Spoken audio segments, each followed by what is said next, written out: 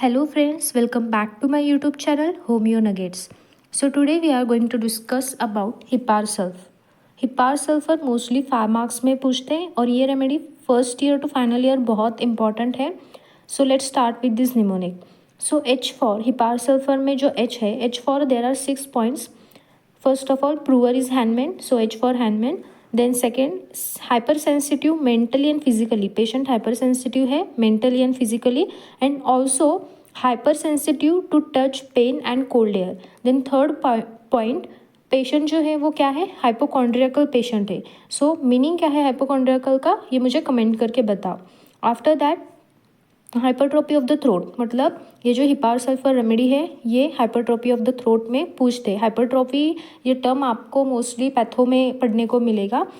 Then after that hasty in speech and drinking. Okay, then last point for from H is the hoarseness in the morning. So H से 6 symptoms है, ये आपको याद रखने. After that E for every little injury suppurate. Okay, hepar sulphur का ये की symptom है, ये जो एवरी लिटिल इंजरी सुपीरेट ये जो सिम्टम है, सुपीरेशन का सिम्टम है, ये और दो या तीन रेमेडी में है. कौन से रेमेडी में सुपीरेशन के सिम्टम्स है ये मुझे कमेंट करके बताओ. Okay, after that P for pressure and constructive sensation in the throat and patient is very peevish mentally. मतलब क्या, ये मेंटल का एक सिम्टम मैंने यहाँ P से स्टार्ट किया है कि मेंटली हिपार सल्फर का पेशेंट कैसा रहता है, पेविश. ओके, सो H से हो गया, E से हो गया, P से हो गया. Then next is the A, elements from क्या है, abuse of mercury, quinine, suppressed eruptions. Okay, so after that asthma indicated. Asthma indicated मतलब hepar sulphur is mostly indicated in asthma. So asthma के कौन से asthma के उसे symptoms हो गए, ब्रीदिंग डिफिकल्टीज होगी and rattling and wheezing sound होगा इस पेशेंट को चेस्ट में. ओके, सो अस्थमा के लिए इंडिकेट करते हैं. आफ्टर दैट अपसेस के लिए भी इंडिकेट करते हैं. सो अपसेस के रिलेटेड हिपार सल्फ का इंडिकेशन फाइनल ईयर में पूछते हैं 5 मार्क्स को. After that R for respiratory symptoms indicated. So hepar sulfur is also indicated in the respiratory system. So उसमें जो कैरेक्टर है स्पेसिफिक हिपार सल्फ के रेस्पिरेटरी के रिलेटेड वो क्या है, splinter like sensation in the throat. Okay, ये की सिम्टम है. After that dry croupy cough with choking. Okay, then third point, throat is very sensitive to touch. Throat जो रहता है पेशेंट का वो very sensitive to touch. After that S से क्या है, S for sensation of splinter in the throat.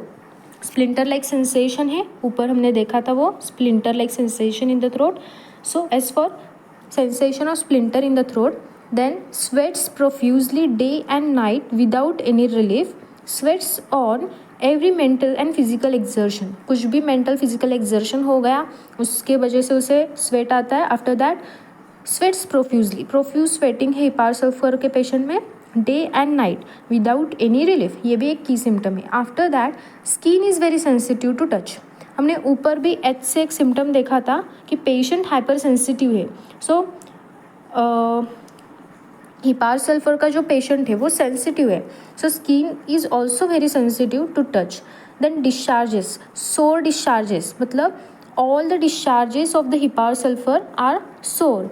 Then sulphurate of lime. So sulphurate of lime क्या है, ये एक कॉमन नेम है हिपार सल्फर का. मतलब इंट्रो में हम बोल सकते हैं कि common name of the hepar sulphur is the sulphurate of lime and it is proved by doctor हैंडमैन, ऐसे हम लिख सकते हैं. एंड आफ्टर दैट जैसे हमें पॉइंट्स निमोनिक से प्रिपेयर किए हैं वैसे याद आएंगे. Okay, after that modalities. So modalities में aggravated by the cold in general, cold air and cold food and ameliorated by warmth in general. Patient क्या है, एग्रीवेशन कोल्ड का है तो हिपार सल्फर का पेशेंट क्या होगा, चिली या हॉट, चिली होगा patient. Okay, so we are done with this mnemonic. Hepar sulphur easy है रेमेडी, निमोनिक्स भी इजीली याद कर पाओगे आप. सो today we are done with the hepar sulfur and we will meet in the next video with new remedy. So thank you so much guys for watching and all the best for your exams.